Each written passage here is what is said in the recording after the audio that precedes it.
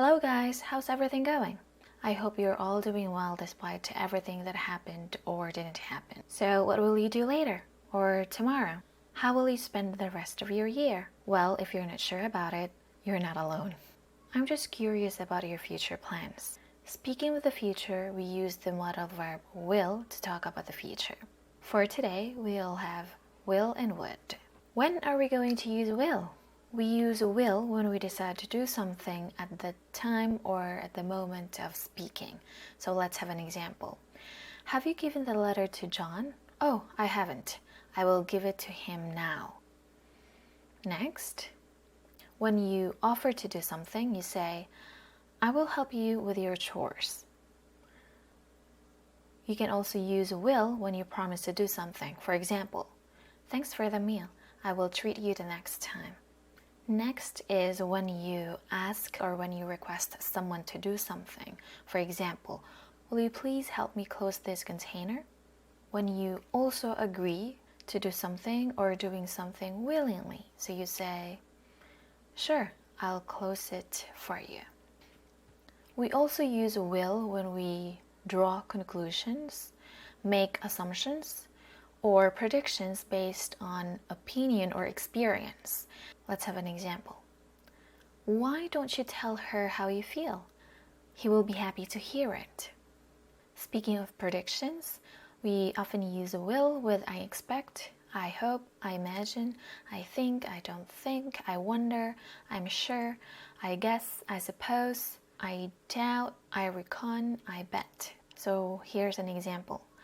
I'm sure we will get through this pandemic. We also use will when the future action depends on the action described in the if clause. For example, you will succeed if you know how to work on your goal. Now let's go to the next part. Please take note of these because this is kind of confusing. So let's begin. Do not use will when asking somebody's opinion, especially in suggestion. You need to use shall or should. Let's have an example. Where shall or should we meet? Don't say where will we meet, because you are asking for a suggestion. Let's have the next two examples.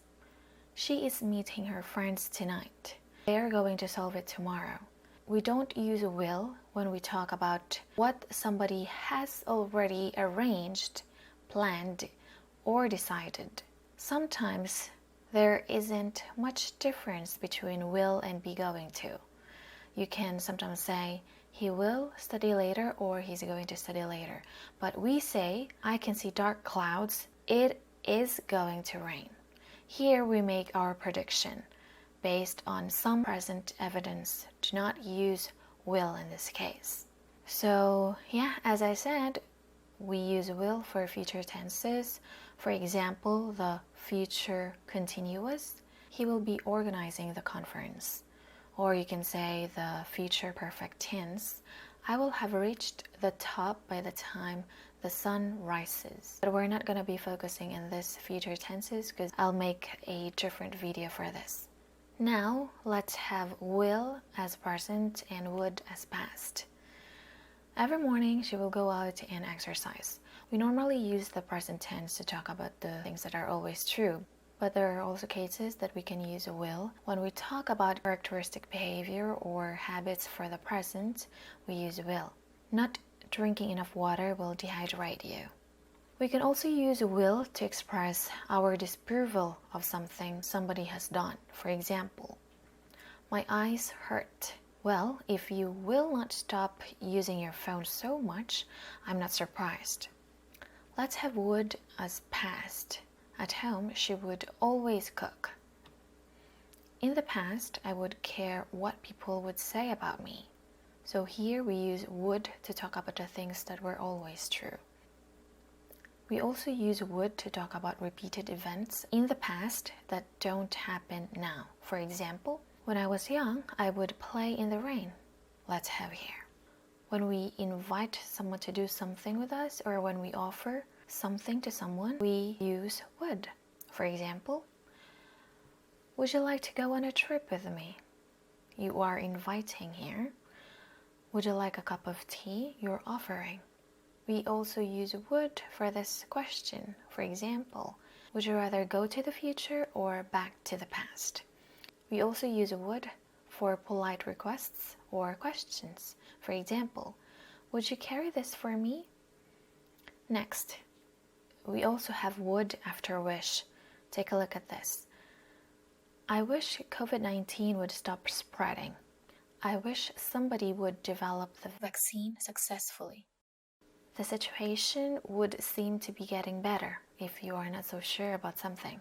That would be the delivery man. I'll open it. Here, you use would for presumption or expectation. We also use would in conditional sentences. For example, I wouldn't hide my sadness if I were you. The next part, which is the last part of this lesson, is about would as present. Let's go. The first example, it would be nice to have a house near the beach. I would stay longer if I could. Here we talk about something that is not real, so we use would as present. If would is used in the present structure, how are we going to convert it to past? We will have would have plus the past participle form of the verb. For example, it would have been fun, but I was busy last night. I would have visited him if I knew he lives there. So when we imagine situations or actions in the past. So did you learn anything new? Will you be able to use this lesson in the future? Will you share this to your friends? Stay tuned for more English lessons. Thank you for studying with me.